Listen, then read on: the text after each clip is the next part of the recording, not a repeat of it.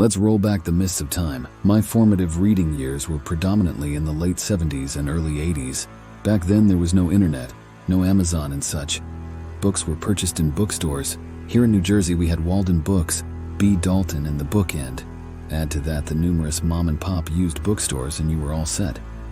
These 3 stores were all under one roof in the Moorestown Mall, where my parents would take my brother and I every Friday night to eat, shop, and wander. This was also when horror had its own title category shelf space, alongside science fiction and fantasy. Quite easy to find and navigate because there was maybe 3 or 4 shelving bays of all of those books. Not like today where half of Barnes & Noble is given up to fantasy, with a leaning toward YA, and the other half to self-help books. So there I was, a young Vincent devouring fantasy books like there was no tomorrow.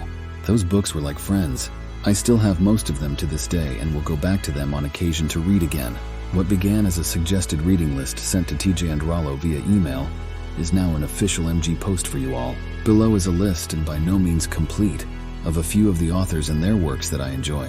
Many of these, depending on how fast you can read, can be finished over a weekend.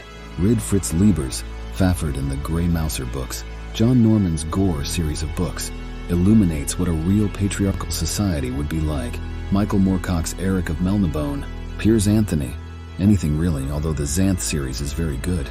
On a Pale Horse, too. Conan the Barbarian stories and others by Robert E. Howard.